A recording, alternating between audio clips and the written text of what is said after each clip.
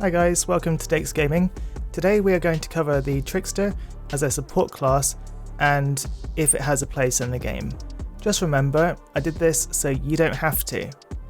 I've tested this with a friend to illustrate how it works with a Pyro, Technomancer and a Devastator, and the results were somewhat underwhelming.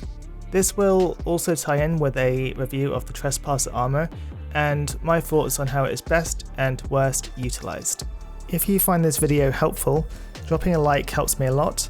If you want to see more from me or want to get involved when I do streams focusing on helping players, drop a subscribe to the channel. I have a competition going on which ends next week and less than 10 people are currently entered, so I just want to encourage you to get involved as you'll have a much better chance of winning here in comparison to most other competitions. So first, let's take a look at the skill tree used. Now, I'd quite safely say that the middle tree is hardly ever utilised. Your Trickster is going to be quite tanky because your armour and shield is going to be replenished so frequently due to the use of deception skills. So on this build, I've gone full support mode. This build is not aimed at anomaly power or firepower, but really focusing on survival, debuffing and enemy control. The main takeaways from the skill tree is that you're going to get a 40% bonus to max health, your resistance will be increased by 30%, your shields will last longer and take more damage, the weakness you inflict on enemies upon using melee will last 30% longer, your armor will be increased by 15% for each individual enemy in close range and by 40% overall, so your armor and shields are going to be very tanky. It should be quite difficult to die on this character, as every time you use a deception skill you're going to get a 20% shield and you can chain these back to back non-stop. With that being said, let me show you the skills that we're running and let's jump into the action. I'm running Time Rift, Slow Bubble and Venator's Knife. Now I have also swapped this out for Borrowed Time in some instances to see how it performs, as Borrowed Time helps a lot with survivability.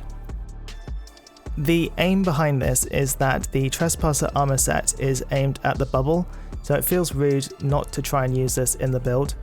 Venator's Knife for slowing enemies down, and Time Rift for stopping enemies in their tracks so that the enemies are immobilized. Borrowed Time can also provide 100% extra armor and or 146k armor and 30% resistance, so these mods are highly regarded when using Borrowed Time. The armor set means that players cannot die within the bubble, so if you're going against a bunch of tough enemies, this will be helpful, but it doesn't last all that long in duration, and the cooldown only triggers after the skill finishes. So let's get into the action, firstly with the Pyromancer Duo. My friend here has used a debuff Pyro build, where he uses Phaser Beam, Thermal Bomb and Heatwave.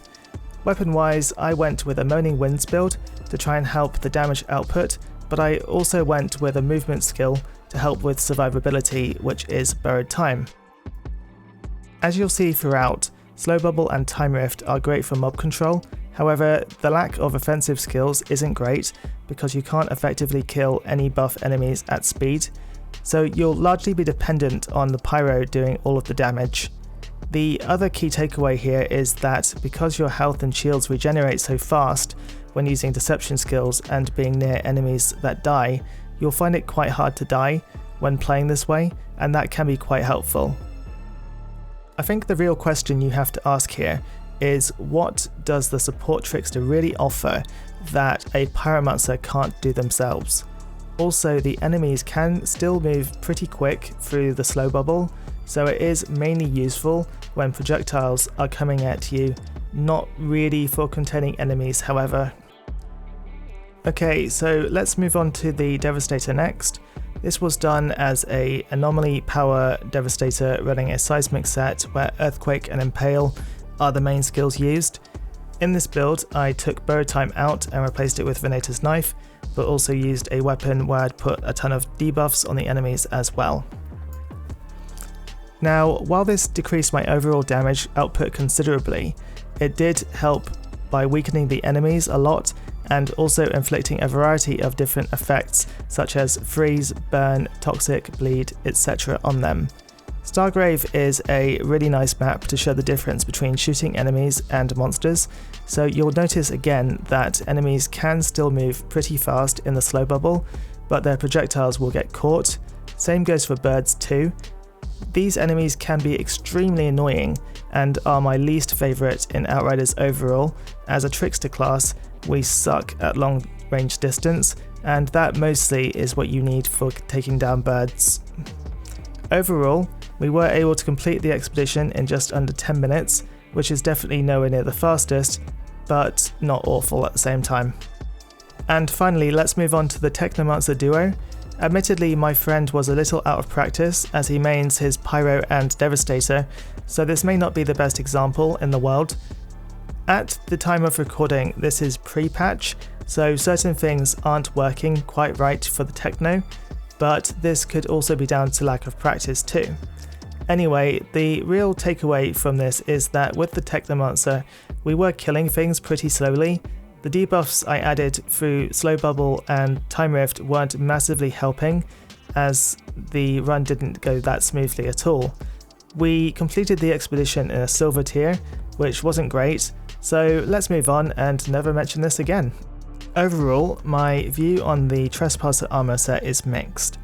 While the mods provide amazing buffs to Time Rift, and this is really what sets the Trespasser armor apart, the free set perk does not complement this armor set in the slightest.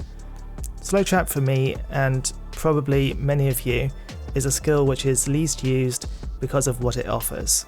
I personally won't be using the Slow Trap in my builds, even post-patch where the cooldown is less, because it doesn't really help that much.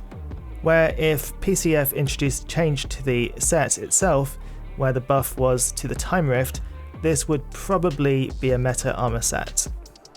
Also, my view towards the support debuff Trickster build is a hard no.